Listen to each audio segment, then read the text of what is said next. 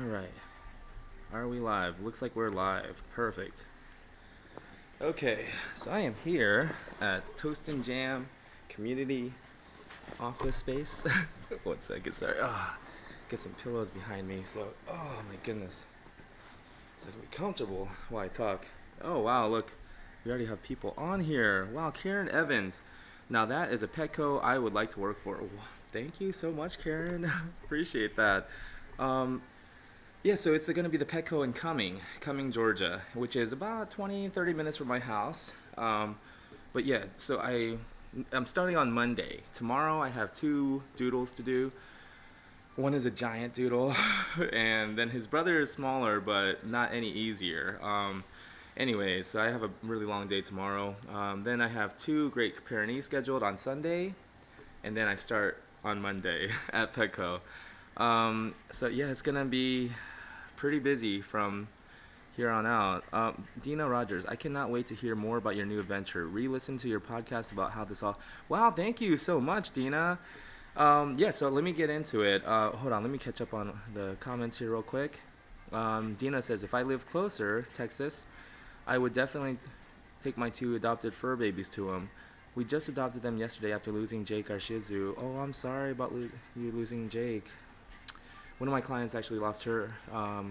Just her 17-year-old Bijan passed away, and wow, it's tough. I mean, I was grooming him for the past few years, and it was hard on me. I could just imagine how hard it is on her. She was saying that she just kind of felt lost when she was at home. It's devastating to lose a dog. People who own dogs, I think they really understand how painful it is. It's just, yeah, it's unexplainable, really. It's not like you losing I mean, I guess it's very similar. Losing someone that you love is losing someone you love, but a dog, I don't know. There's just something about a dog that, you know, they need you, they love you, and you're everything to them. And then when they're gone, it's like, wow, it's like a hole in your heart. There's a void in your life now. Anyways, I'm really sorry to hear that, Gina. Brenda says, congratulations on your new adventure. Thank you so much, Brenda. Natalie Smith, hello from Maine. Hi, Natalie, how are you? ESP92310. Okay, ESP, I remember you said your name. I forget. What was it? Chastity, right? Is it Chastity? Is ESP Chastity? Anyways, Lee, what's up, Lee? Gina G, what's up, Gina G? Stephanie Grossick says, hello from Pittsburgh. Wow, I'm a salon leader at Petco too. Awesome, Stephanie.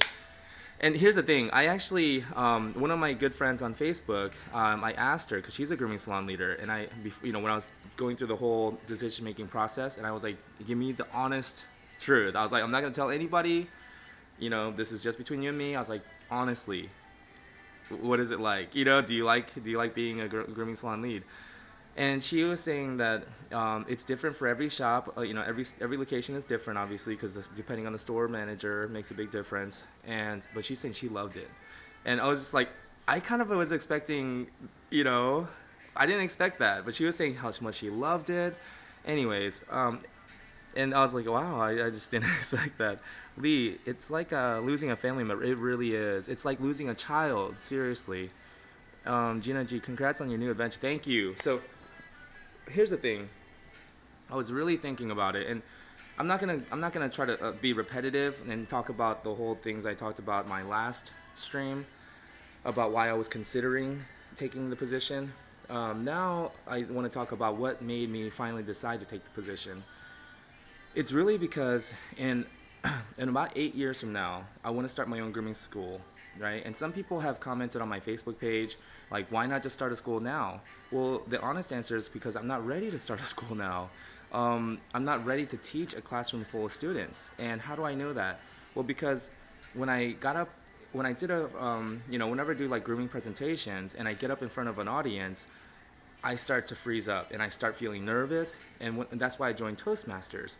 And whenever I get up in front of the group at Toastmasters to give a speech, again, I feel the jitters, the nervousness, and I start giggling and making stupid jokes. Usually self-deprecating jokes is my go-to.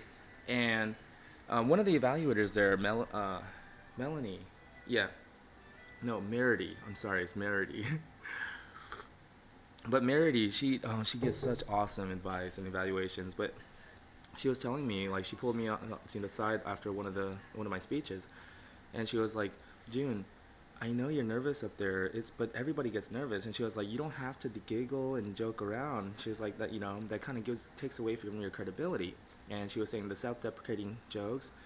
She was saying self-deprecating humor, it works sometimes, but she was saying, like, when you're trying to give a speech in front of an audience and you're trying to be professional and credible, look credible, those self-deprecating jokes, she was like, it really takes away from your speech. It doesn't add to it, and a lot of these things. But anyways, my point being, I still have a lot of work to do to get to the point where I will feel like I'm actually providing value to the students who are paying a tuition for me to teach them a skill, right? I don't want to just take money from people unless I feel like I'm actually giving more in value than I'm actually accepting in payment. So that's why, and I do feel qualified to train people though, one-on-one training. I went out to California and trained a lady that had a mobile unit, and for 5 days I spent out there riding with her, training her one-on-one. I've trained several employees. I've trained staff at when I was out west, and so I feel qualified to train one-on-one, and that's a little bit different because, and I think what helped me a lot was making the YouTube videos, my other channel. When I would make those YouTube videos, it would force me to think about what it is I'm doing and explain it, right? And the first few videos, I realized I wasn't good at explaining what I was doing. I'm good at doing it, but I'm not really good at explaining it, right? Well, I wasn't. I'm much better now because I kept practicing. I kept doing it so like that first YouTube channel I started like 7 years ago, 7 years ago.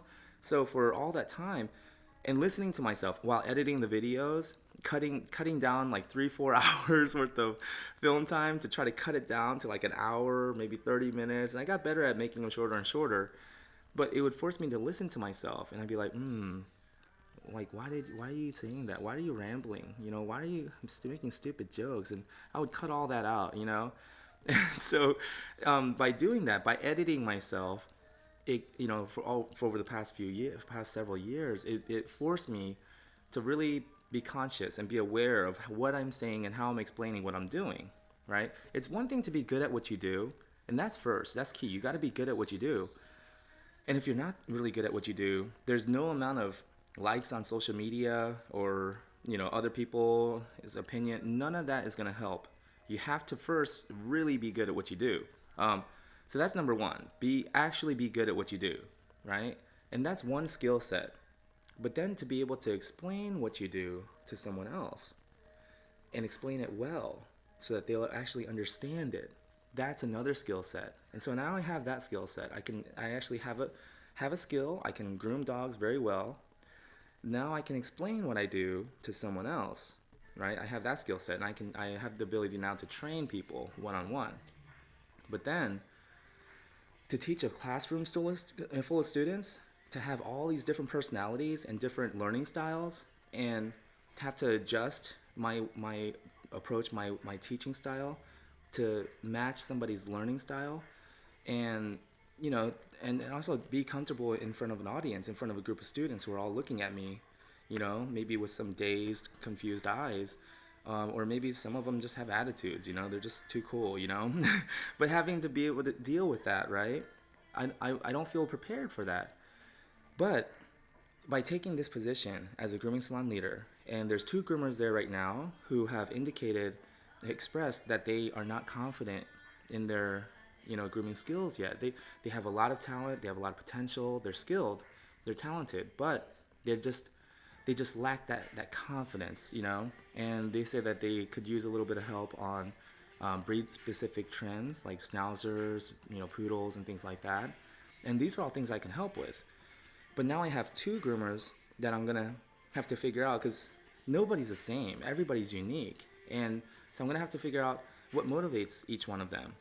Everybody has different things that motivate us and incentivize us, and inspire us, right? And also, they'll both probably have different ways of learning. Some people, they're just like, shut up, man, let me do it. They need to just get in there and be hands-on. That's how they learn. Other people, they don't like that. It's just too much pressure. They want to watch. They're more visual. They, after seeing you do it over and over, they feel more comfortable. They feel a little more confident, and then they're ready to do it. Some people, they learn by listening, and I just have to learn to explain things well. So by learning to teach these two groomers that are there, and then I'm sure as they become more confident and skilled, and then they're able to just kind of fly on their own, we can add another groomer, bathers, and I'll be continually teaching new groomers coming in.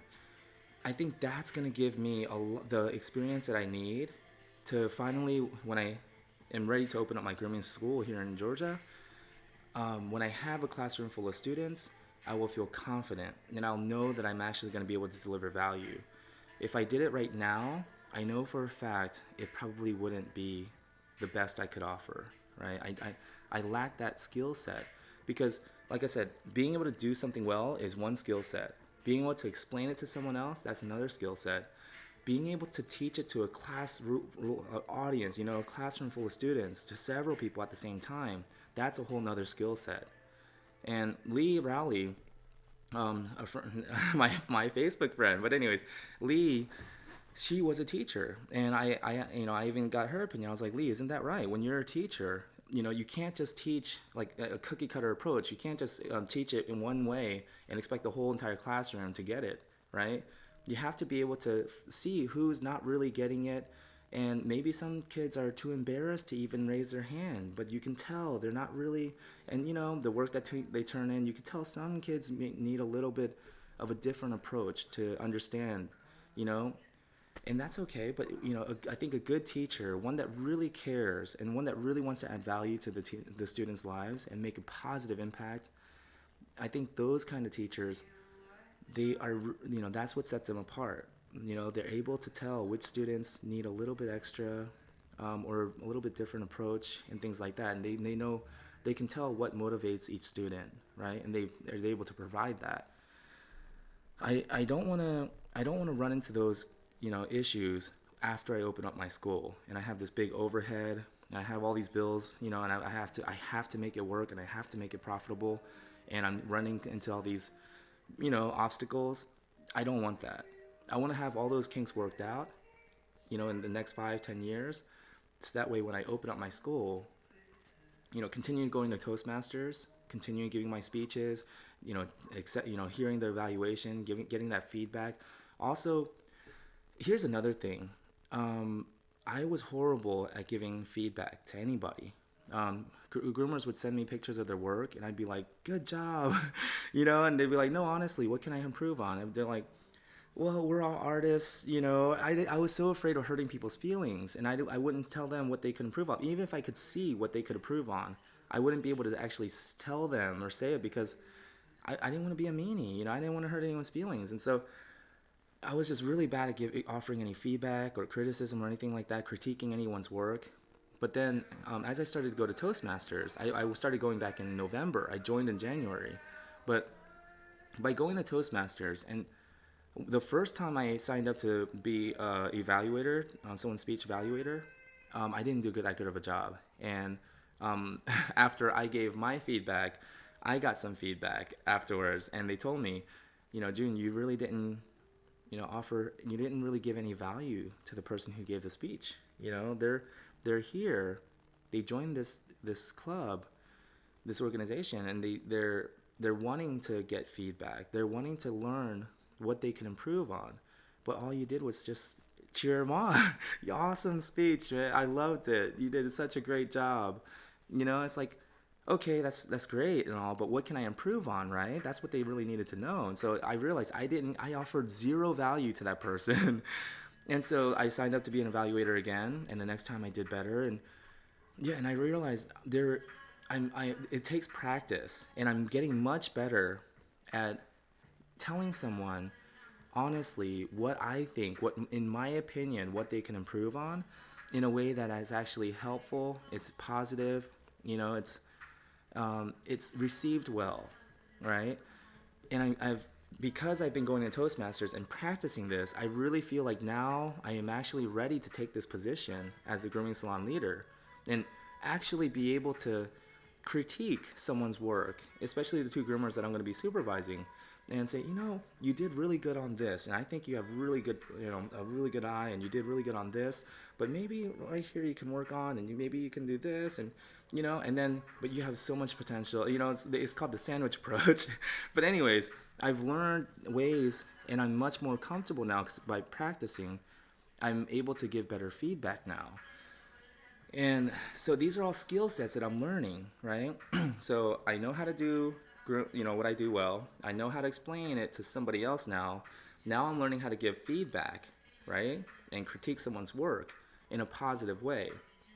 And now I'm ready to take on this position as a grooming salon leader. And I think with this experience, I'm going to be learning how to teach different personality styles and different learning styles, and learning how to adapt my teaching style, and also, adapt my personality, adjust my personality and my approach to match somebody else's, right? So that we can really help each other, right? They're going to help me learn how to be a better teacher, better instructor, and I'm helping them become a better groomer. And the thing is, I realize my teaching style is not trying to get someone to do what I do. I don't like being told what to do, and I don't like other people telling me how I should live my life. And I feel uncomfortable doing that to other people as well. So I think for me, instead of trying to get them to groom the same way I do and get their dogs to look exactly like mine, I want to enhance their unique grooming style. Really first observe and see what their grooming style is like, and then see how I can help them enhance that. Let's see here. Oh, well. Gina, ESP 92310. Yeah, I remember you told me your name before. But anyways, I'll have to schedule an appointment one day. I've been following you since you ran that cranky Shih Tzu grooming video. Oh wow, okay. It's Nadine. That's right, Nadine from Tri-County Rescue and the Fort Banning, Georgia shelter. I'm sorry, Nadine. I'm getting better at remembering people's names, but man, Crystal says, "Hi, June." What's up, Crystal? Crystal LaCroix. Brenda LaCroix says, hold up, Brenda and Crystal, are you guys related? I'm sure you will learn from them as they learn from you. Exactly. I'm gonna be learning from them as much as they're learning from me.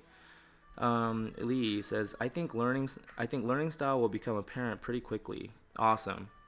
Lee says, exactly, but a little one-on-one will make it more clear. Perfect. Lee says, give criticism and then end with praise. Exactly, because I don't want them, after I critique somebody's work or give them feedback, I don't want them walking away from that feeling like, oh man, like I'm not good. No, I want them walking away feeling like, oh wow, I got it. I just need to do this and this, like I just need to work on this and this, but wow, he thinks I did a good job, Let's see, Lee says, yes, because they will learn to trust you if you give constructive criticism. Exactly. Yeah, and just be honest. Be honest, but helpful, right? And make sure it's coming from a genuine place where they can tell that I'm actually trying to help. I'm not trying to cut them down or break them down. Nothing like that. But yeah, when I talk to my my wife, I guess, she's still my wife until the paperwork goes through. But anyway, my soon-to-be ex-wife. When I was up there in Tennessee and, having dinner with her and my daughters, I was explaining to her that when I fast forward in my mind 5 years from now, and I think about, because I love what I'm doing now. I mean, going to my clients' homes, grooming their dogs, making them look nice, their clients are happy, I'm happy, and it's good money, and let's just be honest, having a good income is a very important thing, right? Otherwise, I can't survive. So, it was all good. I like it. But it's just, I was telling my wife, when I'm thinking about what's best for me 5 years from now, let's just fast forward, right? And I'm continuing this house call grooming, and I can't really take new clients, right? Maybe one or two more, but then, it's going to be really tough because, like I said, I'm really busy. This weekend even I'm packed, So if I just fast forward 5 years from now, I'm pretty much going to be in the same place I am now, as far as how ready I feel to open up a grooming school and teach a classroom full of students, which is my end goal. But if I take this grooming salon position, right, then fast forward 5 years from now, who knows? I might even be able to prove my worth, right? And maybe possibly work my way up, get promoted to be like a corporate mentor, a corporate trainer, if I'm able to really do well, right? And prove that I'm worth it. Then that would be incredible experience. But let's just say I don't become a corporate, mentor or a corporate trainer or anything like that. I don't get promoted. I just stay at this one location. Still, if I do really well, that means the groomers will be doing well, and then possibly even going out and doing their own thing, opening up their own business or whatever, right? That means I'll be getting new groomers coming in, and I'll get to train them and teach them, and like constantly get that experience of teaching other groomers, right? And different personalities, interacting with different personalities and different learning styles, because not everybody is totally visual or all audio, and not everybody is all hands-on. We're all kind of a mixture of this, right? And so being able to interact with several different people and teach them, I think that in the next 5 years will really be beneficial for me to have that experience, build, develop that skill set to be able to teach effectively in front of a classroom. And that way, when I open up my school, I want my students to feel like, wow, this is so worth it. Like, this is worth more than what I'm paying, Like, this is really changing my life, and this is the best decision I ever made to come to this school. And that's what I want my students to feel like when they come and learn from me. So that's why I decided to take this position, and it was really tough, man. My goodness. Like, even seeing my client today, which, we decided not to go through with the groom because she's older. I used to groom this dog back in Buckhead like 7 years ago. And yeah, we've been through a lot together. But she's taking medication because she has two torn ACLs. She's also taking some medication for her cough. She's an old dog, right? Going through a lot. And this morning she just wasn't able to get up. And yeah, she was having a bad day. And that's why I just told her, we don't have to do this. And my client agreed. She was like, yeah, I don't think it's a good idea. So, we decided, but then we had a long conversation. We talked about, my career change and how I'm so sad that I'm not going to be able to do this anymore. And, but given the situation, because she is such an old dog and she needs, and she told me there's nobody else that I would trust to groom her. She was like, like, you're the only person that I trust to groom her, and so I was telling her, on my days off, I did talk to the corporate recruiter on the phone, and when I went and had the face-to-face interview with the store manager, I told them on my days off, I am still planning to groom a handful of my clients, that really, like, I really want to still groom their dogs, it's like almost selfish of me, but I selfishly want to continue grooming their dogs. And I was like, on my days off, will it be okay if I go and do my house calls, And they said it's fine, especially because of the distance. They're downtown, and this is Cumming. It's like over an hour drive, So yeah, they're saying it's not like, I'm going to be in conflict with it's not going to be a conflict of interest because I'm not competing with them, It's not really competition because they're up here in Cumming in North Georgia and my clients are downtown, So they said it would be fine. So I told my client today, once I start on Monday and I figure out what my schedule is going to be like, I'll let you know, and then maybe we can just do this on one of my days off. But yeah, I mean, it's really tough because if it was up to me, I would do all my clients, all 34 of them. But I can't, right? I'm only gonna have probably 2 days off a week, and that means one of those days I want to go up and spend time with my daughters. So that only gives me really 1 day a week, and that means that maybe I could do 2 appointments a day. But most places, most of my clients have 2 dogs, 2 big dogs, or even if they're 2 Bijans, Bijans take a while, especially when I do a house call because I got to set up everything and break it down and clean up and travel time. So, I mean, yeah, usually 1 appointment a day, 2 dogs a day. So 1 or 2 appointments a day, that means I can do about 4 to maybe 6 or 7 appointments a month. That means like 4 to 6 clients, that's it, out of 34, oh my God. Oh my goodness. And me, I'm having a hard time saying no. When I did email everyone and let them know I can't do this anymore, I'm sorry, I'm taking this position at Petco. I'm no longer going to be able to do house calls. The clients that do write back and like, please, can you have like, oh, maybe, I mean, I'll look, I'll try. Man. And some of them, a lot of my clients, more than a handful, more than just a few, have wrote me back and told me that they're actually going to bring their dog up to Cumming. I was like, what? I never would have imagined that anybody would be willing to make that drive up to Cumming to bring me their dog. What? To groom? And oh my goodness, I'm honored. I'm so honored. I can't even believe it. Seriously. I just thought it's like we're done. Oh man, I felt bad. But then they're like, no, we're coming up to Cumming. And we're gonna bring our dog to you at Petco. I was like, what? I would be honored. What? Okay, so um, Bianca Bowman says, what do you think about June's Groomers? You teach groomers and built your own home grooming company. Yeah, but I mean, see, that's the thing with house call grooming and stuff. Like, I've heard of people who have built up their clientele and then they start training other groomers and then the groomers start going out and grooming their clients' dogs. For me, I feel like, do I take a percentage of that? Because they're going out and doing all the work, right? And I don't know. I would feel funny about taking a percentage of somebody's work when they're the one going out and doing all the grooms. I don't know. I mean, but then I guess it's because I trained them and I'm providing the clients for them. That's why they owe me a percentage. I don't know. For me, just me personally, Bianca.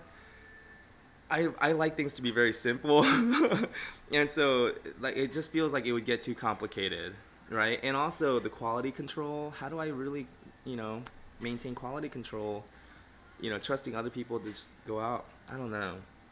And that's why one of my friends, she has a mobile grooming business. She has mobile units, and she has a groomer who drives one of her mobile units and does her clients' dogs, and she pays her 50% commission, and she's successful, and they're both happy, very happy. And I was like, oh my goodness, I really wanted to bring her on my YouTube channel and interview her and ask her questions, because I'm really fascinated by this. It's like, how do you make that work?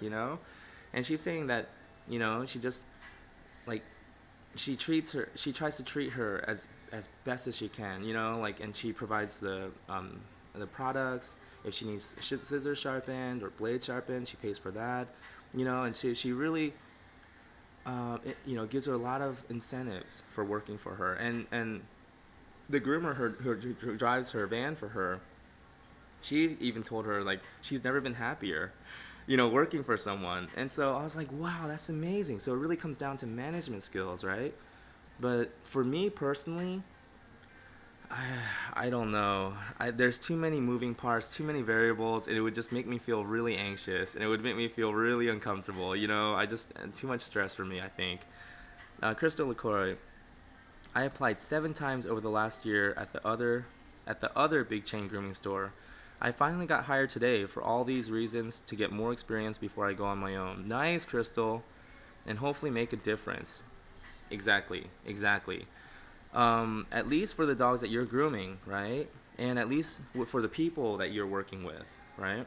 And that's what I want to do as well. It's like I want to make sure that I'm able to provide a really supportive, positive work environment, where they feel valued, they feel important, they feel appreciated, and they feel supported mostly. That's really important to me. I don't want my groomers to come into work feeling any sort of anxiety. I want them to feel confident that they have a grooming salon leader who can help them with whatever issues they might run into.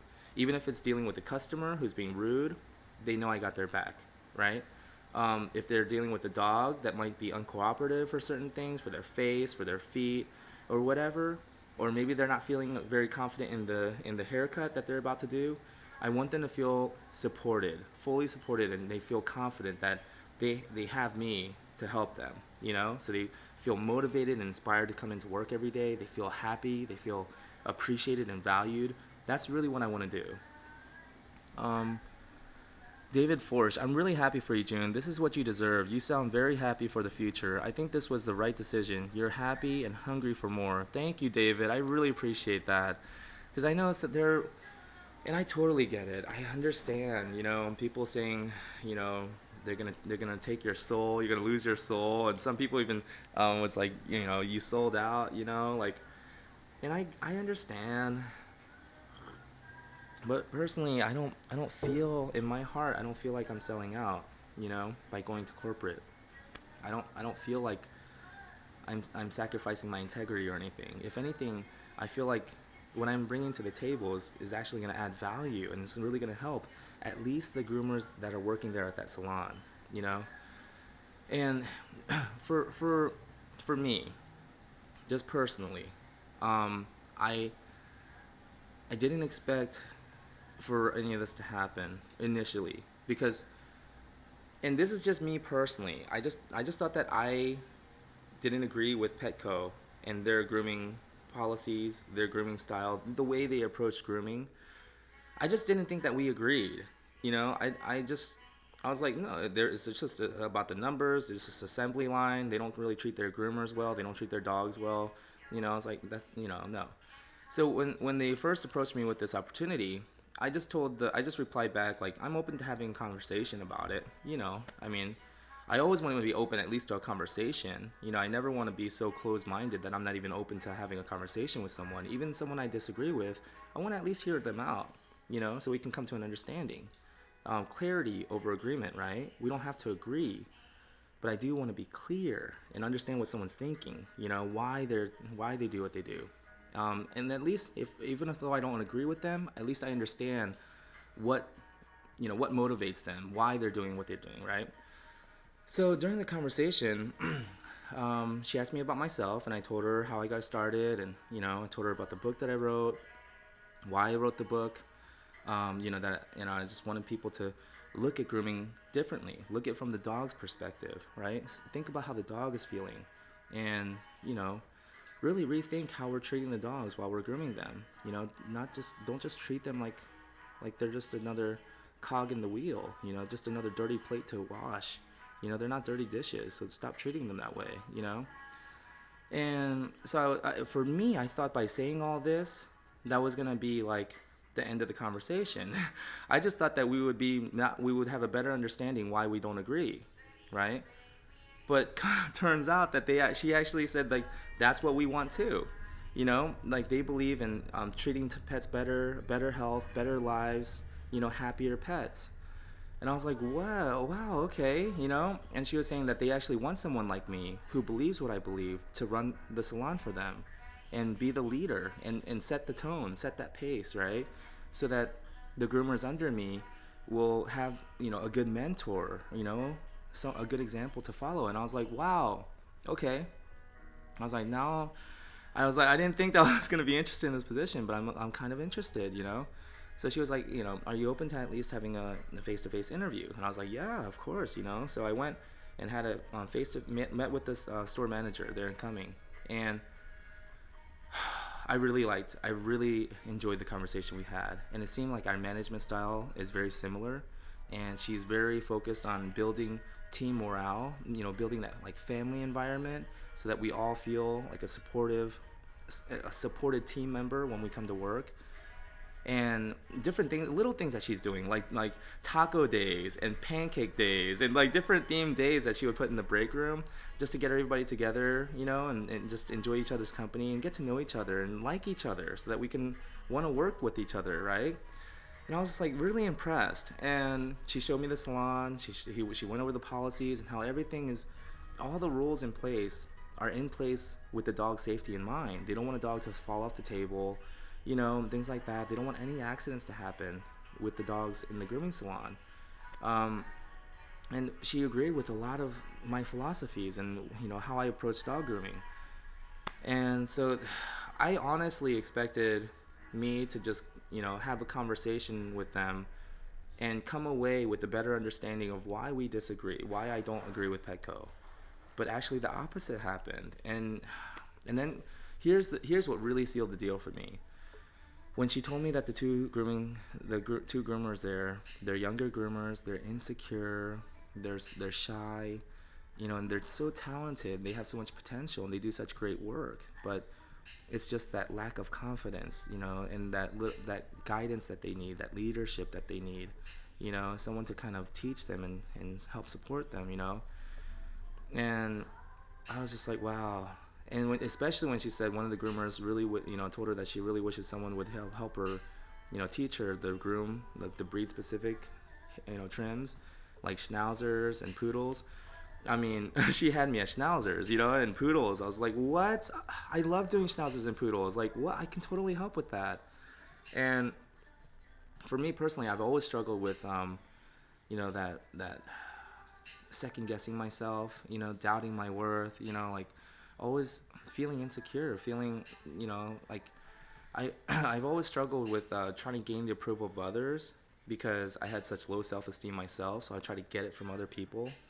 And so I totally understood how the groomers were feeling, especially, when you're coming up and you don't feel very confident in your ability to groom a dog. And so, yeah, I really kind of, my heart went out to them, and I was like, I know I can help them, and by helping them, I'm actually helping myself, because now I'm gaining the experience that I would need to open up a grooming school later.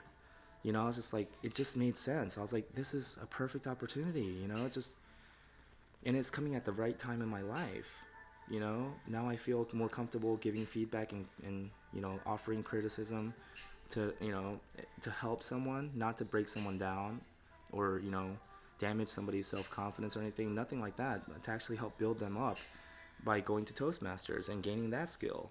Like, I just feel like the timing and everything is right. And it feels good to feel needed, right? It feels good to feel useful. Like, wow, I'm actually going to be useful and helpful to somebody, Not that I'm not to my clients. I am.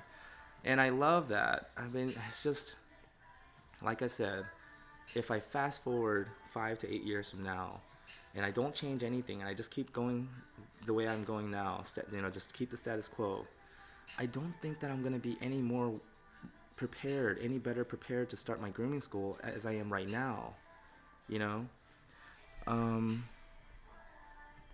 Let's see here. Crystal LaCroix. They emphasize the safety of the pets, and it's a smaller store, and the manager mentioned he has good store of employees with good people, so hopefully they're changing up their game and do care. Yeah, Crystal. And let's just be honest. They are corporate, and so it is about the numbers and the profitability, right? And so they have to bend to the market demand.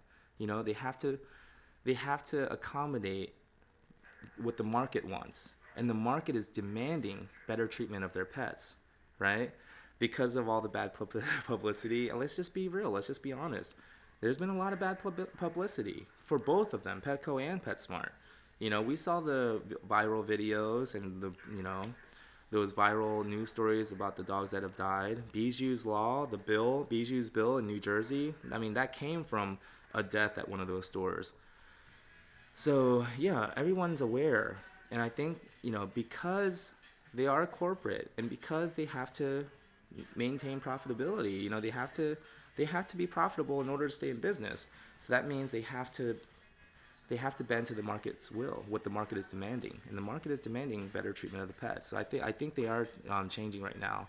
And maybe that's why they reached out to me. Maybe that's why they want me there at that location, because I'm pretty clear in my social media and all my posts. I'm pretty clear what I believe in, taking the time to give the dog what it needs, respecting how the dog is feeling, not just pushing it through, not just getting it done no matter what, like even at the cost of the dog's, not just physical safety, but their emotional well-being as well, right?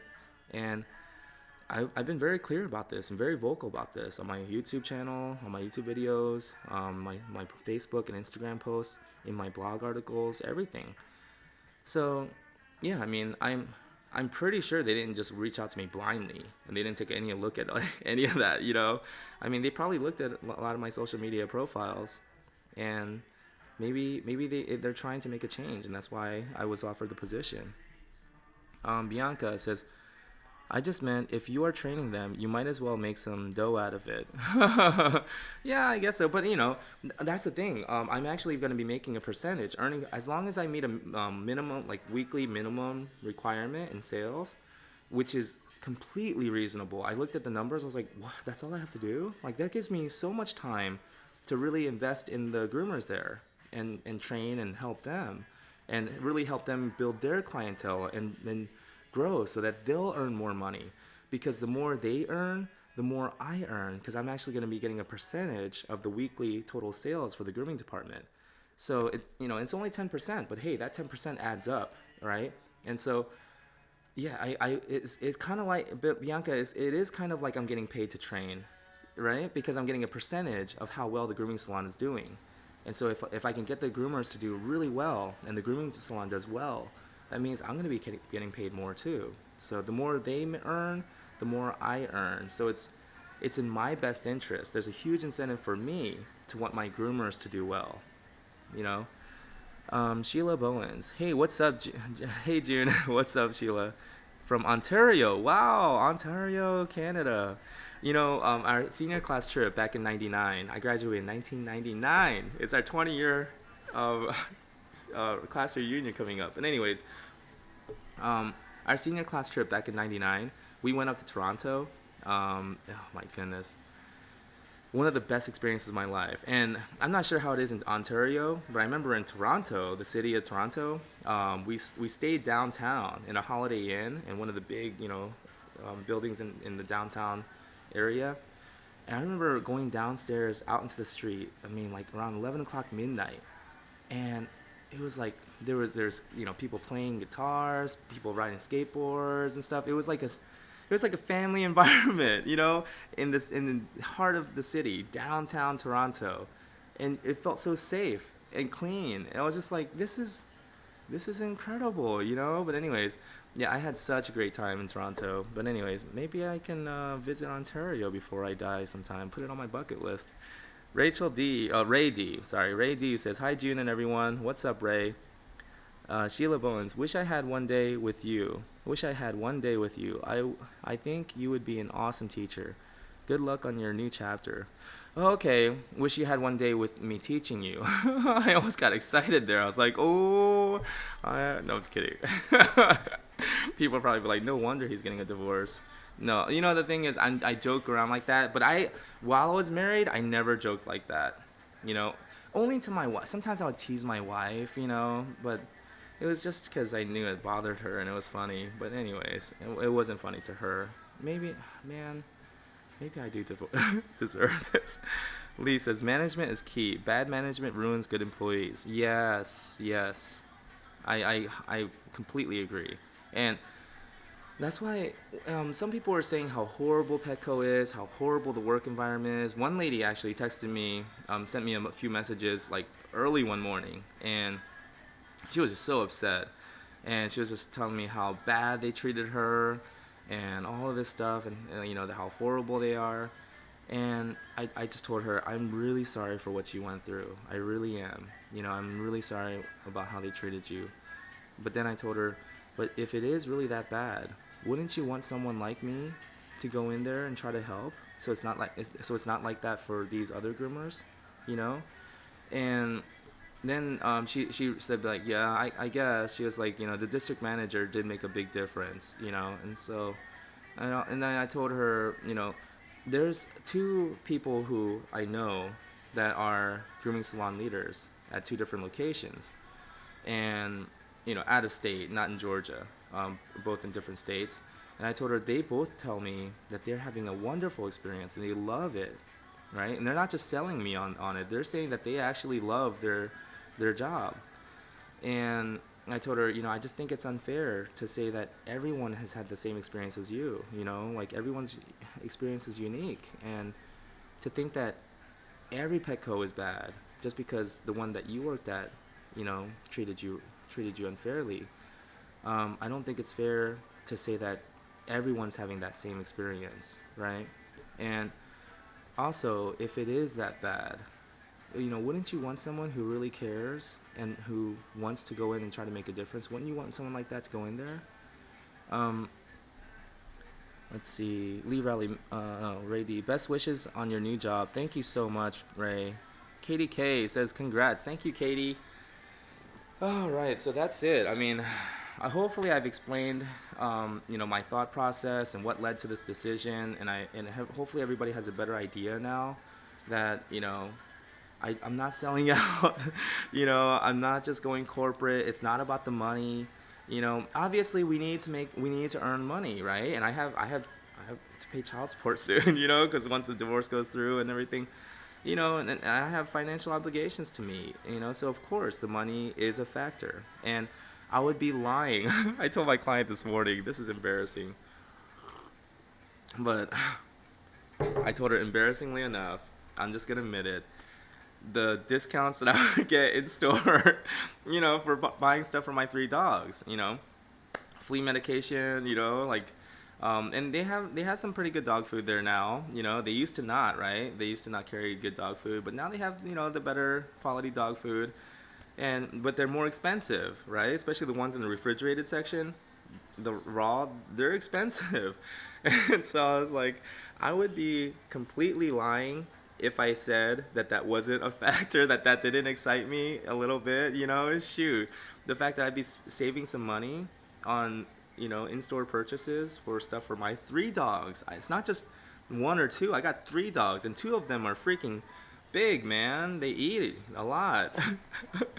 And, so anyways, that was embarrassing, but it's just the truth, I am looking forward to the in-store discounts as an employee, and and also, getting the health, vision, and dental benefits. I mean, that's a huge plus, right? Because right now, I don't have any insurance. I'm self-paying for everything, which I do get a little bit of a discount. I get a little bit of a break on the price because I am paying out of pocket. I don't have insurance, but to be able to have that insurance, that safety net, just in case something does happen, it would be nice. It would be nice, and yeah, I mean, so I would be lying if I said that money had nothing to do with it. I would be lying. I just, total transparency, just to be completely honest, you know, it is a little bit of a motivating factor. I'll be honest, to know that, I'll be able to save some money on my dogs, buying stuff for my 3 dogs, and you know, I mean, I have a fish tank at home too, so I mean, I could buy stuff for the fish tank and buy the filters, discounted price. I mean, come on, man, don't judge me. Lee says, well, of course, that will save you a lot. Yeah, Lee, right? I mean, thank you for not not making me feel bad for getting excited about saving money on my dogs. Insurance is key for me. Yeah, I mean, for me too. Like, I really am looking forward to having some health insurance, and dental and vision, because I feel like my eyesight is fine now, but I mean, I do strain my eyes a lot, especially on the white Bijans, the white coats and everything, fluffy Maltese coats. And I realize that after a day of like grooming 2 or 3 of them, sometimes when I'm looking at my phone or something, I feel like my vision is a little blurry. It's probably because I was straining my eyes and focusing, and because it's very precision cuts that we're doing, like, you're especially under here in the armpits and everything, and those angles and those curves that you have to make around the face. I mean, you really have to focus and really concentrate on what you're cutting. You have to be able to see it well, and yeah, just in case I do need contacts or glasses later, to feel not have to feel that anxiety of how am I gonna pay for an eye exam and prescription glasses and stuff. I mean, yeah, I have to be honest. It is a factor. It is. And embarrassingly enough, I wish it wasn't. I wish money had nothing to do with it. But it does excite me. It does. It feels good that I'm gonna have a little bit of a cushion, I guess, on the money that I spend on my 3 dogs, and the fact that I'll have health insurance and medical, dental and vision if I need it. Just to have that there, would help me feel more comfortable, I guess. And yeah, and having a 401k, for retirement. I mean, not that, that kind of stuff really never excited me or really interested me. But now that I am getting older, it's probably something I should take more seriously. But yeah, but really, if it was just that though, I wouldn't go. I wouldn't take the position if it was just that. Honestly, I'm being completely honest. It's the fact that I'm going to be getting that leadership experience, teaching, mentoring, being that supervisor at that location. That's really what's key for me. Being a really good manager, learning how to be a good teacher, right? And then 5, 10 years from now, having that experience under my belt. That way I can provide the best experience, the most value for the students coming to my school. Lee says, I used to work in a fabric craft store, and the best part was the discount. I spent my first paycheck buying supplies. Yeah, right? I mean, man, I probably shouldn't have said that. I probably said too much. Crystal LaCroix says, I have a 150-pound Malamute in a lab, so that was a little bit of a bonus for discounted dog food. So I totally get it. Oh, Crystal, thank you. I'm not alone. I was I'm freaking out in my mind right now. I'm just thinking, why did you say that? People don't need to know. People don't need to know the financial situation you're in. But I just want to be honest. I just want to be honest, and I don't want to be like, oh no, it's not about money at all. Money had no factor in it. Because if I'm gonna be completely honest with myself.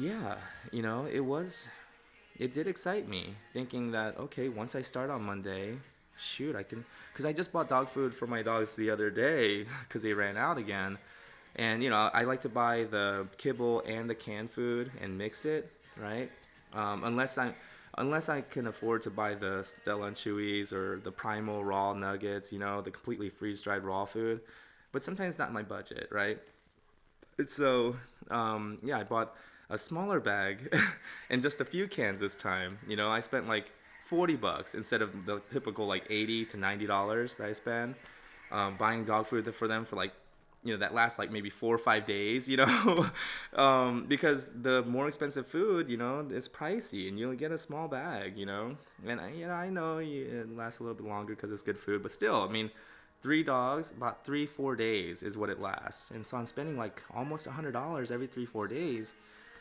But the other day when I bought dog food, I was like, yes. I thought to myself, yes, I start on Monday.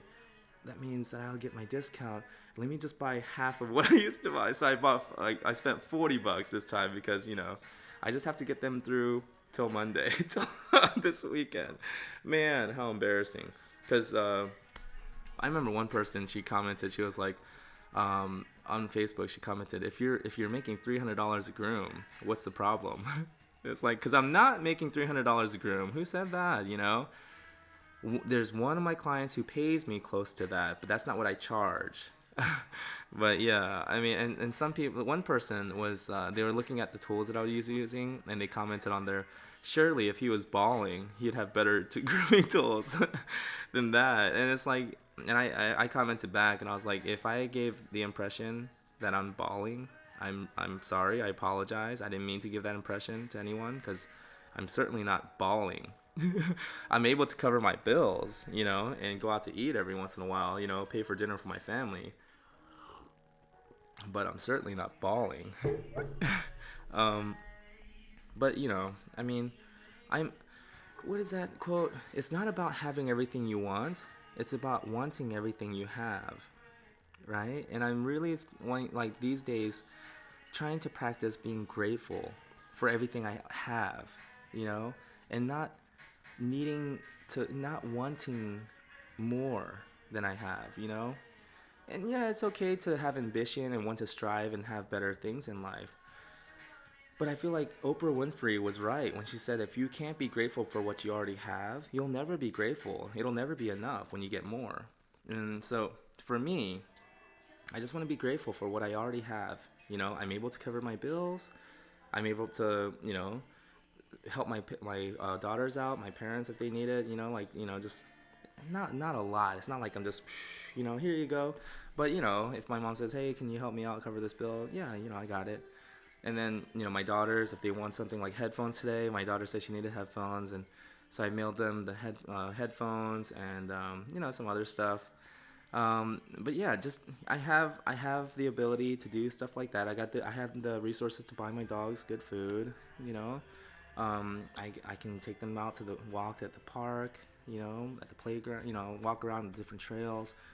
I'm really blessed. I'm really happy for what I have.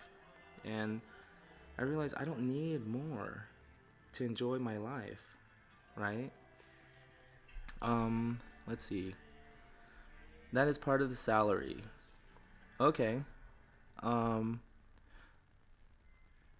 okay, yeah, okay, that is part of the salary.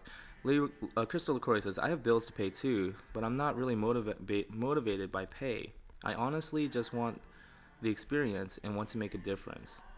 Exactly. And that's the thing. It's like Simon Sinek said that true fulfillment, your job fulfillment, that feeling of satisfaction from your job, it doesn't come from your paycheck. They actually did a survey, several different companies, and they asked the employees, what is it about your job that makes you feel fulfilled? What part of your job do you like the most? Is it the pay? Is it the people? Majority, overwhelming majority, said it's the people that they work with and feeling like they actually matter to the company, feeling valued and appreciated. That was a two.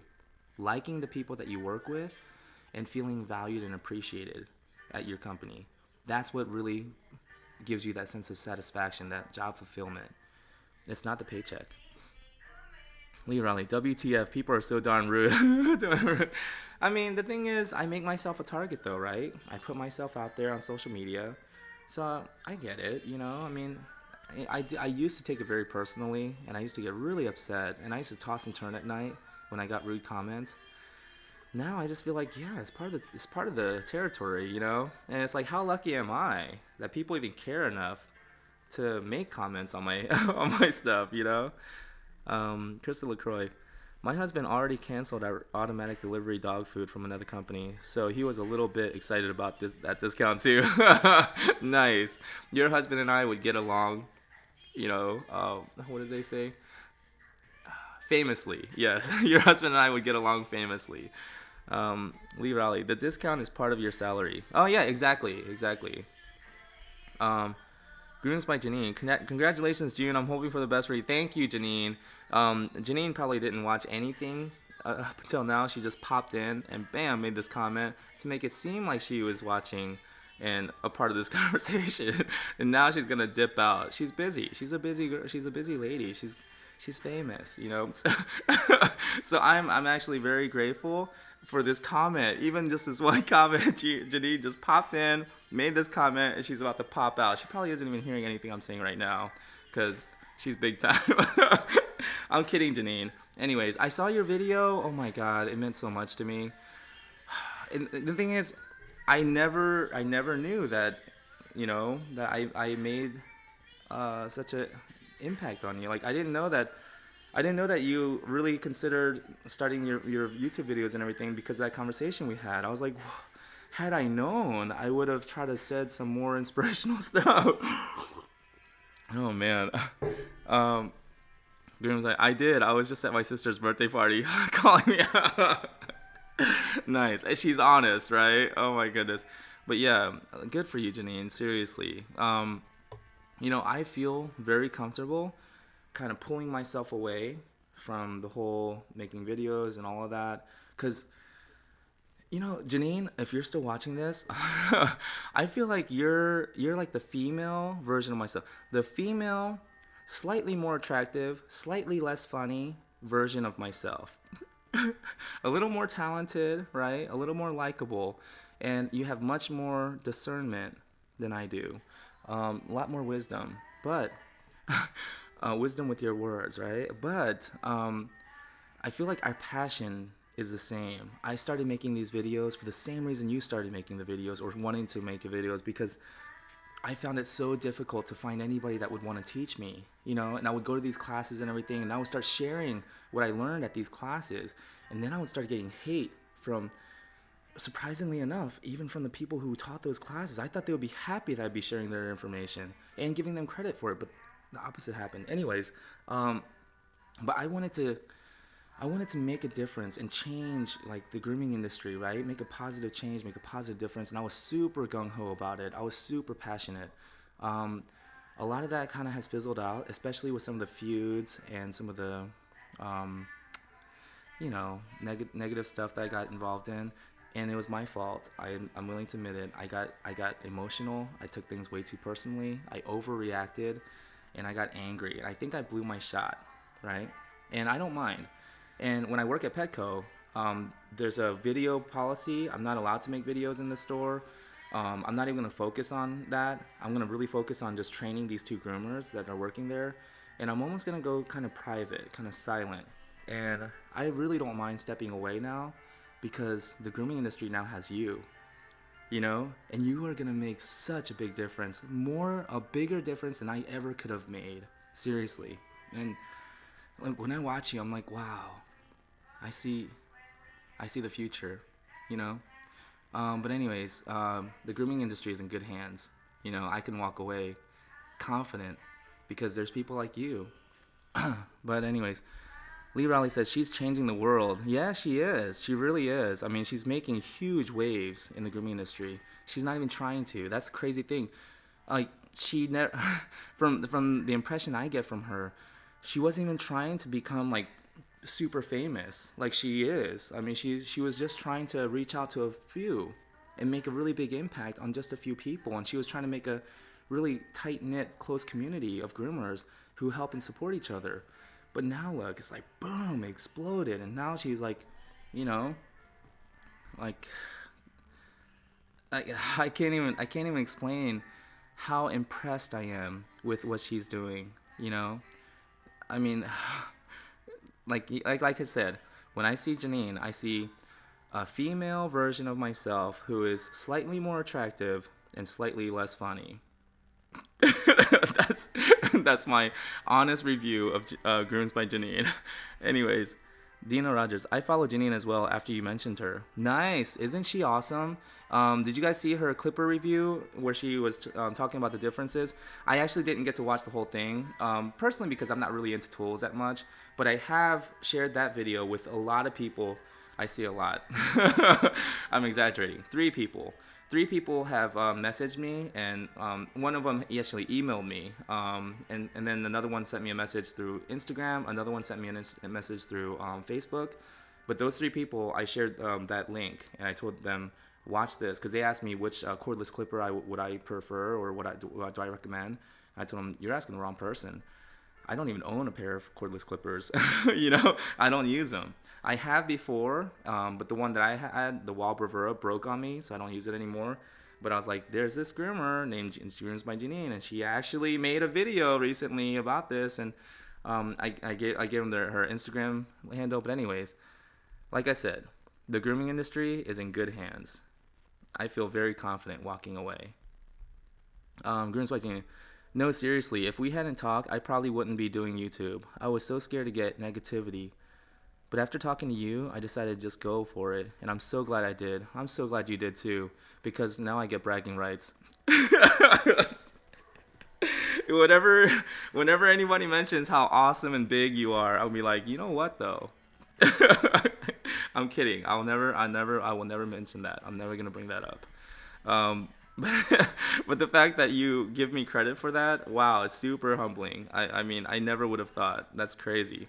And had I known, then yeah, I mean, I would have put a little bit more effort into that conversation. I wouldn't have said so much stupid stuff. But anyways, who knew, right? Who knew she was gonna become so big? Shoot, I was just cursing and saying all kinds of stupid stuff. Anyways. Dina Rogers, you are still going to be making videos, June. No, are you still going to be making videos? Probably not. Well, not like the grooming videos anymore. Yeah, I mean, if something comes up, like the interview with my friend who has a mobile grooming business, she has agreed to do it. It's just trying to coordinate the time. But something like that I feel would be helpful. Then yeah, I'll probably stream that interview, so that.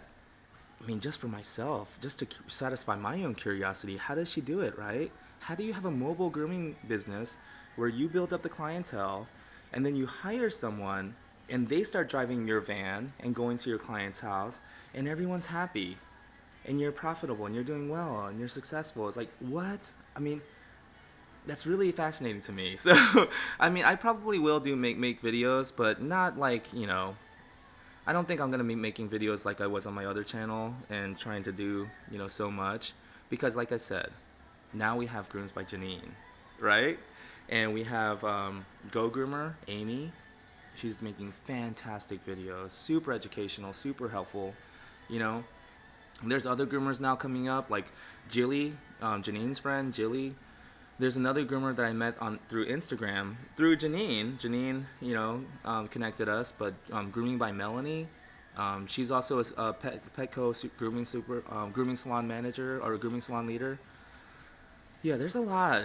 There's a new generation of groomers coming up who are super helpful, and they're more talented than I am, more computer savvy, tech savvy. I just don't feel like I'm needed anymore there. If anything, I feel like I'm taking up space.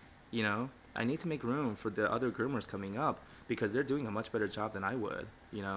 So I feel like by sticking around and continuing to make videos like that, I might just be taking up space. Let's see here.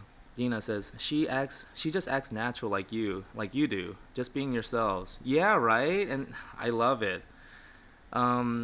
Lee Raleigh, she's so passionate and giving. Amazing. Yeah, she is. Greens by Janine. What? No, that sucks, June. I'm honored that you think I could make a change in the community. Not that I think. You are making a change in the community. But I think your content is very valuable. Well, that's why I'm not going to delete it. But, I don't think I need to continue making more. Greens by Janine. Oh, and thank you, Dina and Lee. You guys are so awesome. Aw. Dina, you are welcome, Janine. Okay, guys, this is my feed here. I don't appreciate you guys coming, Grooms by Janine coming in here, just kind of sabotaging it, just taking all of this, like, why don't you guys start your own? No, it's getting off, what did I say about taking things personally, overreacting? LOL, Grooms by Janine. Haha, yes, you get bragging rights for sure. No, I won't. I'm never gonna bring that up, except for right now in this stream. Hopefully the stream gets 1 million views, right? And everybody knows I was responsible for it. Anyways, Crystal, that's awesome. Dina says, okay, I will miss your videos. I'm not even a groomer, but love learning something new to help my dog out. Yes, I watch Go Groomer as well. Yeah, Go Groomer, isn't she awesome? I love the way she edits and everything. I'm just like, how does she do that? And how does she get the comments to scroll? Whatever. Dina Rogers says, have you heard from the one that was moving forget where to? She left Chewy and moved out of state to start groomer. Yeah, what was her name? I remember that was during one of my live streams where I was reading the Art of Grooming, right? I think that was chapter 1, right? That video. I haven't heard anything. I actually subscribed to her channel and clicked the notifications to get notifications whenever she does make a video, because we were encouraging her to make a YouTube video, document her move, and keeping us involved. I haven't heard anything. Grooms by Janine. I disagree. I think there's room for all of us. Yeah. I mean, yeah. It is. It's not like real estate, right? We're talking about the internet, yeah, there's plenty of room, I guess, but yeah, I don't know. I just feel like right now I need to focus more on my job, my new job, and really making a difference on the groomers there. And also I need to focus on my family. I'm trying to fix what I broke. Let's see here. Dina, no, you will not be making up. No, you will not be making up space. Never. Yeah, but okay. I've been really doing a lot of contemplating in like self-reflection, right, and just really thinking about my life and where I was going. And for me personally, I think that I need to step away a little bit for me. And I'm not saying that it's wrong for everyone, right? Mr. Beans. Oh, Mr. Beans just joined. Okay, let me end the stream. I'm kidding, Mr. Beans. Welcome. Anyways, for me, it wasn't good. It cost me my marriage. It cost me everything that was important to me. And at first I thought it was worth it, right? And I kept justifying it in my mind, because that's what I do. justify my actions, and so that I'm not wrong, I'm not to blame, everyone else is, it was her fault for not understanding, when actually it was my fault. Here's why. I don't think that getting lots of subscribers and getting lots of likes and creating a big brand for yourself online and everything, I don't think that's bad at all. In fact, I think that's wonderful, and it creates lots of opportunities. It's a platform that opens up many opportunities for people, right? For me though, me personally, it wasn't a good thing, because that's where I was getting my sense of self-worth. Like ever since I was a kid, I would always try so hard to get the approval of my parents, and I never got it. I never got an "I love you." I never got "you're a good boy, I'm proud of you." Never encouraging word. I never even got a hug from my parents. Not even my mom. And up until this day, my mom is much better now. We're close. We talk, and no resentments. I completely understand their parenting style. They come from a different world, a different time, and they thought they were doing what was right. So I understand where they were coming from, and I appreciate that. I've no resentments towards my parents. I don't blame them for anything. But what I'm saying is that it had a real big impact on my life. And now, even now, when I talk to my mom, we don't tell each other we love each other. It would be weird if my mom ever said, "June, I love you." I'd be like, "What's wrong, Mom? Are you sick? Like, don't die on me. Like, what are you? It would be awkward. We don't say "I love you." We don't hug. Nothing like that. But it's more just we talk and we, "Hey, are you okay? Do you need help with this?" And my father, for the longest time, I never even talked to him. Recently, I called him. It's much better now. But it's because I understand now where they came from. I don't agree with how he parented me. I don't agree with his behavior and the decisions that he made. But I understand now. I understand that he was just a human being, just like me. We make mistakes. I understand. He did the best he could. And the only reason why I'm telling you this, just to give you some background, why I tried so hard to get those likes, to get those subscribers, and why, for me, that's where my self-worth came from, my sense of worth, my sense of value as a human being. That's where I started it consumed me. I'd be up at night replying to people, emailing people back, because I would get swamped. There'd be hundreds of emails coming in, after I would try to reply to them, but you're busy during the day, right? So I see the emails coming in, and then after about a week of that, you got like 50, 60 emails, and I have to read through all of them, and so I'm up at night, and my wife, she's like, "Can you please just spend some time with me?" I'm like, "I'm building something here, like this is for our future. Why can't you be understanding, And then the phone calls started coming in, and some people are calling from like the other side of the world, a different country. Some people calling from California. They're like 3-4 hours behind. So they're calling at a decent hour their time, but at my time it would be like 10, 11 o'clock at night. And I'd be on the phone with them, trying to encourage them, listen to them, be that supportive groomer, and my wife. And one of my clients, I told her this, and she was like, "Yeah." She was like, "You're an idiot." And I was like, I know I was being an idiot. And she was like, "Yeah, if you were my husband and you were talking to all these women," and I was like, "But they're not women. Yes, they're female, but they're groomers, and they're going through like anxiety attacks, and they're going through depression and stuff, and I want to help." And she was like, "I don't care." She's like, "I feel depressed sometimes."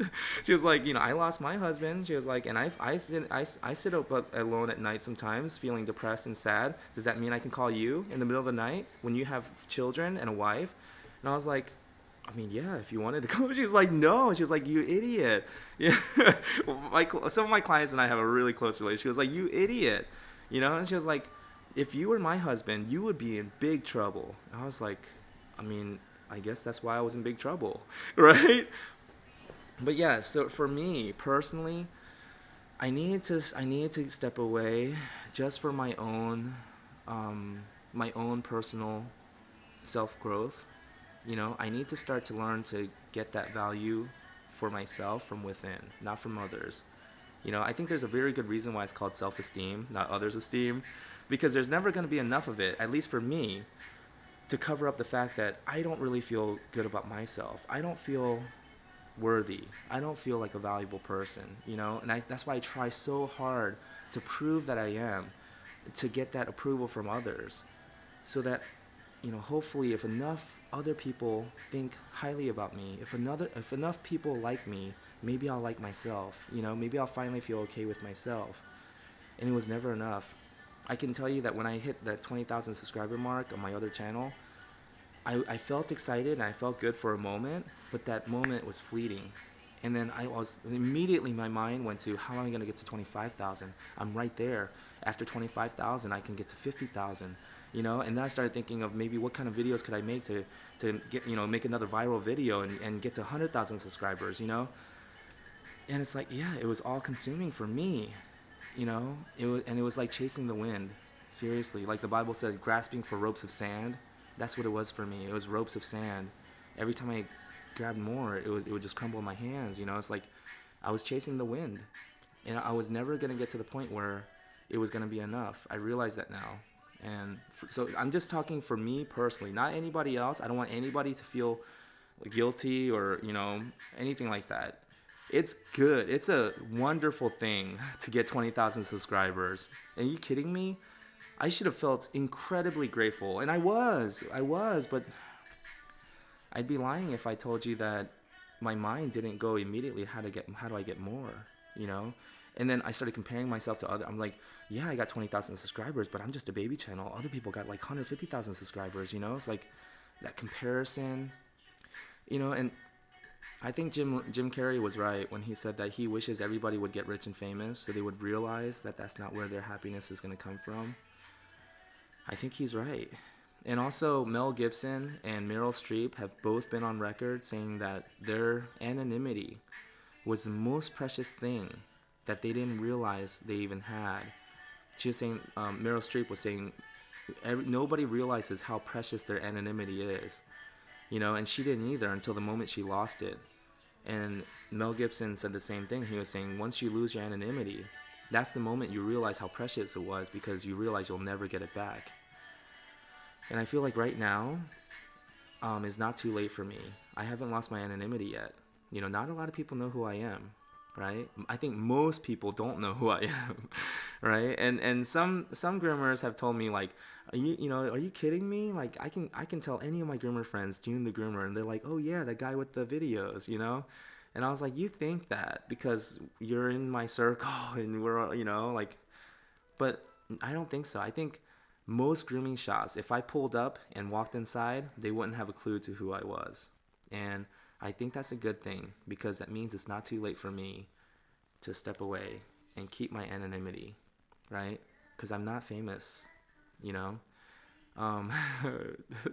This is embarrassing. But when I was at Chattanooga with my daughters at the Tennessee Aquarium, and we were making wishes in the wishing well, this was just like last month. So this is all new. I'm just coming to this realization. But when I flicked that dime, because I didn't want to use a penny, I wanted to make sure my wish was valuable. So I flicked a dime in the wishing well, and my wish was, I want to be rich and famous. Oh man, how embarrassing! And now I realize how stupid that was, how silly that was, because I thought, in my head, I actually put a lot of thought into it before I made the wish, because I was thinking, I want a happy life for my daughters. I want to be able to give them everything that they want. I want to be able to take them to Disney World, and just show them a good time, and give them opportunities and give them life I never had. And I was like, what's the best way to do that? I only get one wish. Okay, I wish to be rich and famous. Oh man, but now I realize how silly that is. It's like they just need my presence. They just need me to be around. Call them. Talk to them, listen to them, be present, give them my full attention, and let them know in everything that I do, by mailing them a little thing with a card that I wrote inside, and little things that I knew that they would like, and mailing it to them, ordering them Domino's pizza, and having it delivered to them, during the middle of the day, so that they know I care about them, just little things. I mean, I realize that's all I need to do, I don't need to be rich and famous. If anything, that might even take away from the father that I could really be to them. So now I realize, it's not too late for me. I can step away now, and nobody will ever know who I was or who I am, except people who are trying to learn how to groom their dogs on their own. But I mean, let's see here.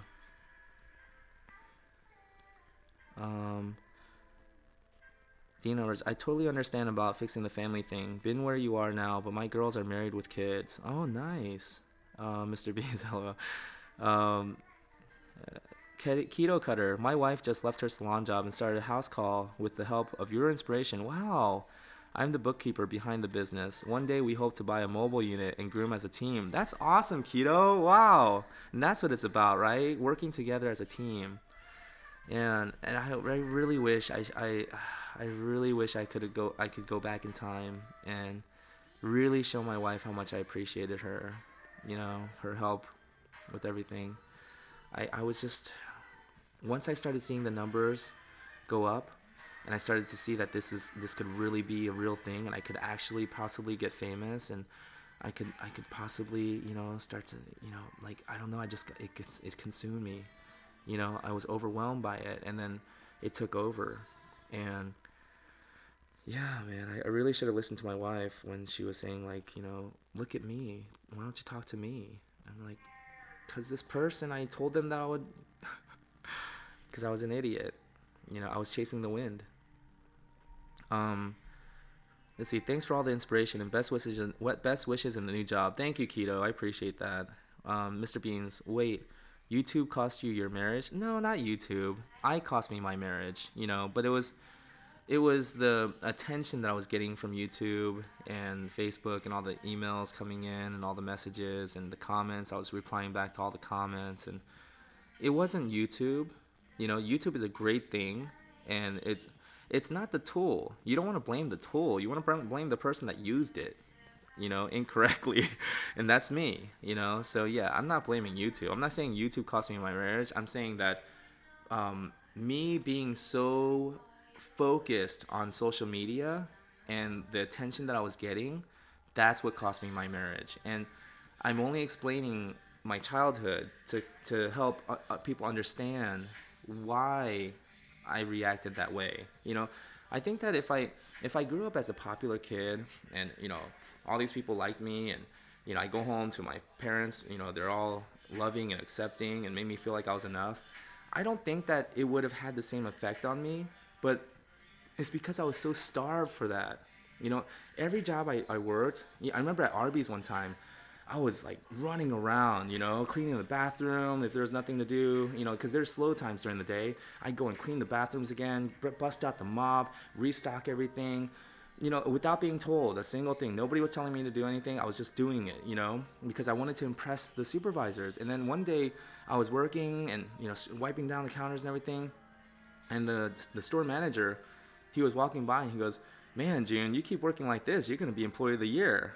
And I remember feeling so good, like, because I've always wanted to hear that from my parents. Like, I'm proud of you, you're doing good, but I never got that. And I wanted it so bad. And to hear that from my supervisor at Arby's when I was like 16 years old, I don't know, I remember feeling so good about that. And it just like really motivated me, But then the opposite the effect happened. If I worked for a manager who was like really hard and overbearing and very critical, I would get super rebellious, and I would start, doing things purposely to upset them and have them fire me or quit, because it would remind me of the anger that I would feel and the resentment I would feel because my parents never, it would kind of remind me how my dad was treating me. And so whenever I would work with a supervisor or manager who was like overbearing or really hard on me, it would have the opposite effect. I would go total the opposite way and rebel. But if I had a manager who would just give me some encouraging words and acknowledge how hard I'm working or something, man, I would die for that person. I would like break my back for them. And yeah, it's just I was always looking for that approval from others, not feeling a sense of approval for myself. I didn't have that acceptance for myself. I didn't have any self-esteem. I was always wanting it from others. I was wanting the validation from others, and I think that's what cost me my marriage. Because it was an unquenchable thirst for me. It was an unquenchable thirst. I needed more and more. And at least it's not too late for me to try to go another way. Um, Dina says, I understand why I left my husband because the business was more important. But we are working on this as well. I completely get what you mean about the approval from the parent. I never got it. Uh-huh. I am that way as well. Not worthy, self-esteem, etc. I have anxiety attacks and never had them before. I am sitting here shaking my head as if you can see me. Oh, wow. Wow, Dina.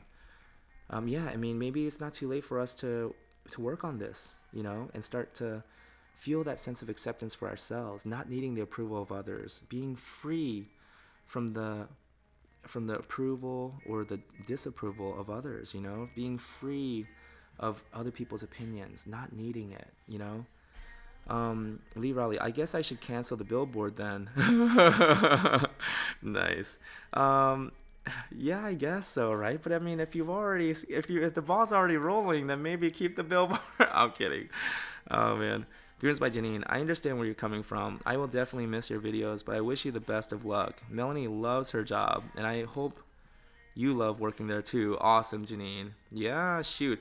And who knows? Who knows? Once I feel like I don't actually need the approval of others, and it's not what's driving me. That's not like the driving force behind what I'm doing.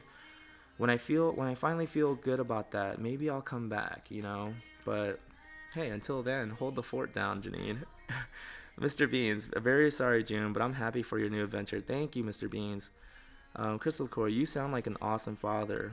Oh, I mean, I try, but oh man, my daughters, they were pretty disappointed with me, and I understand. I completely get it.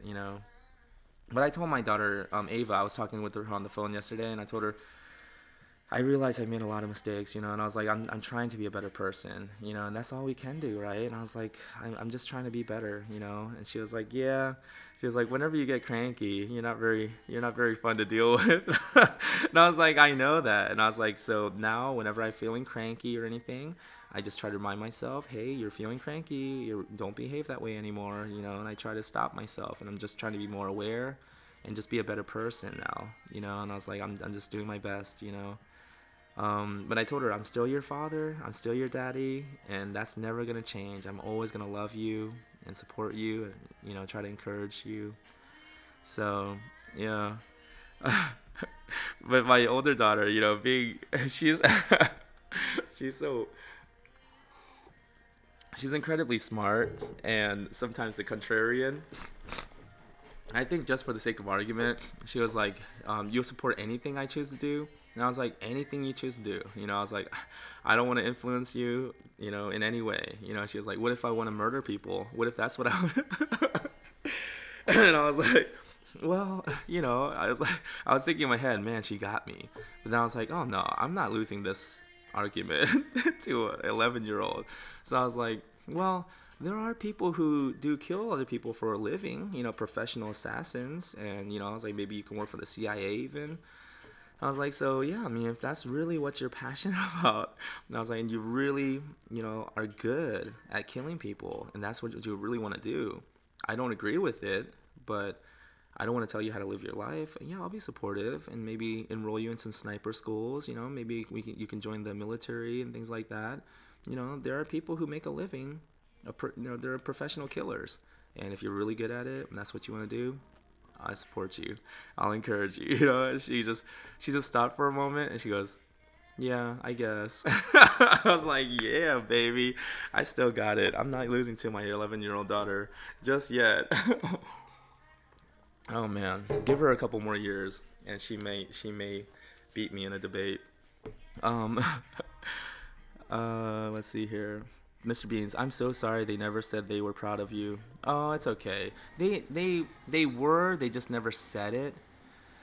And if you think my father was bad, you should meet my grandfather. You should meet his dad. He was an asshole, complete asshole. And so yeah, and my mom's parents, they were great and everything. The side I saw of them, but I'm sure she grew up with a lot of criticism and stuff like that. And back in the day, I mean, that's just how you had to raise your kids, right? You had to raise them to be tough, to have grit. You don't want to be too affectionate, raise soft kids.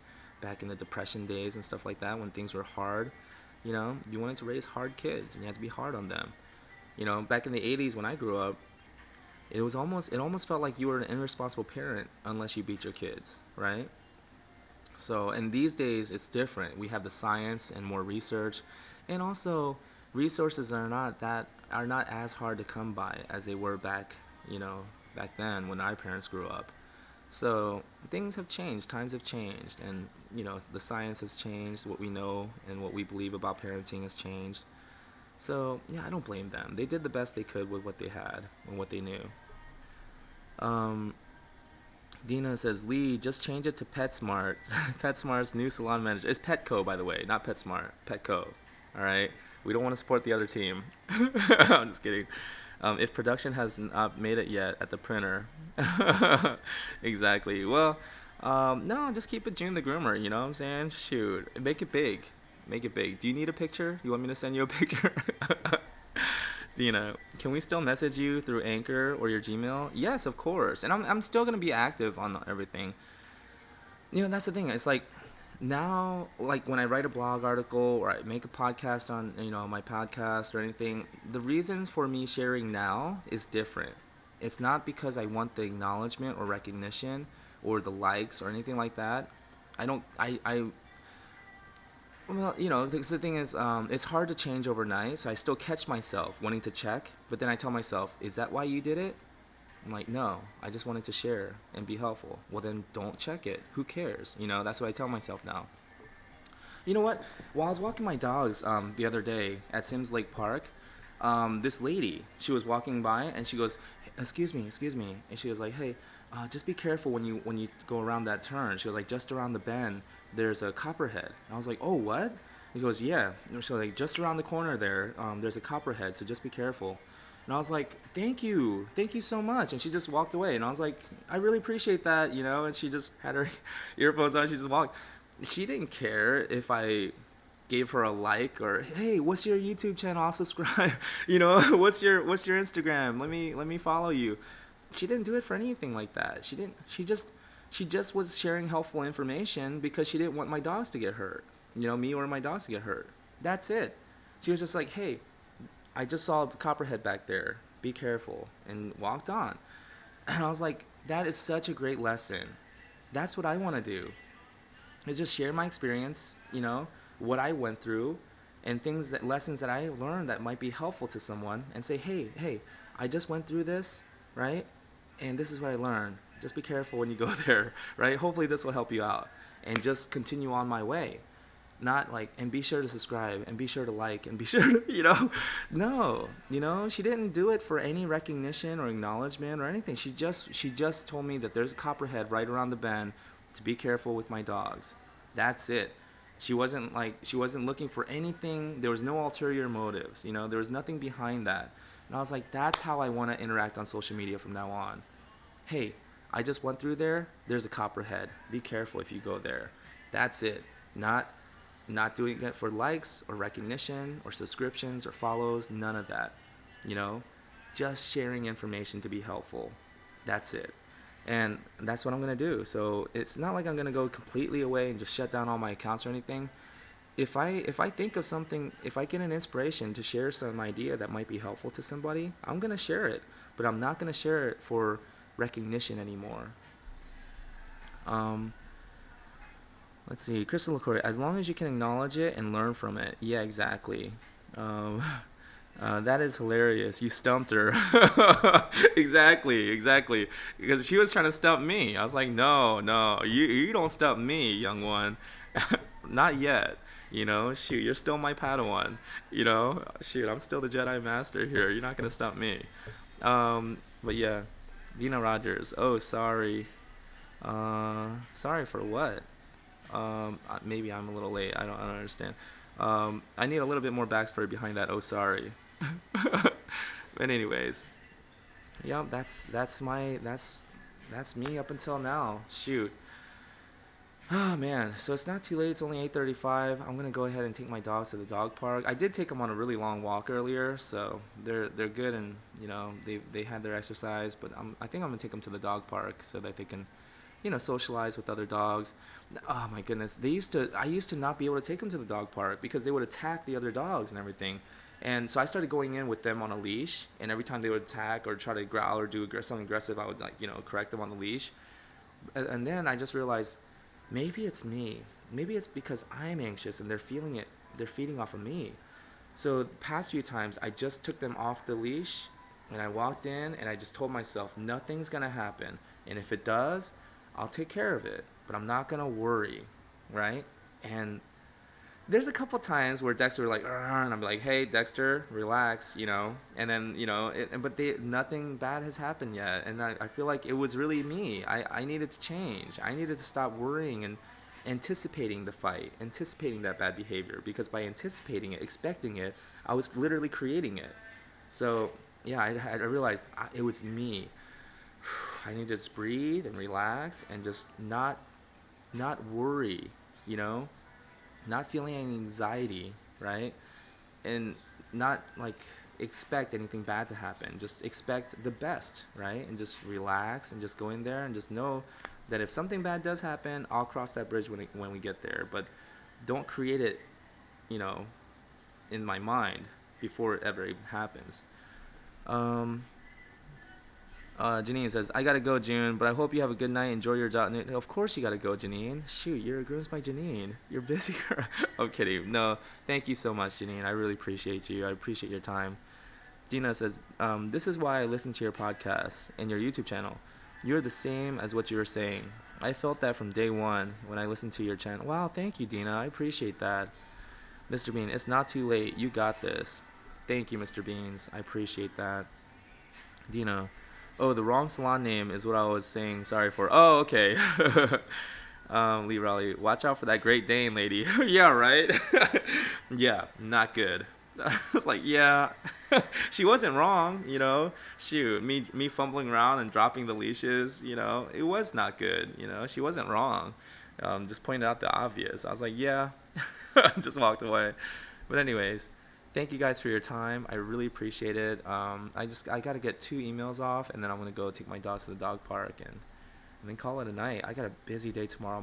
My client, I texted her. I was like, I'll see you, between 9:30 and 9:45. And she put it, perfect. Don't be late. And I was like, okay, I promise. So, yeah, tomorrow morning, I'm going to make sure I leave, early. That way I get there, before 9:30, just to be safe so I'm not late. So anyways, I better go and get some sleep. But thanks, guys. I really appreciate your time. Oh, you know what? Let me end it the way I always end my streams. I honor the light in you that's also in me. Namaste.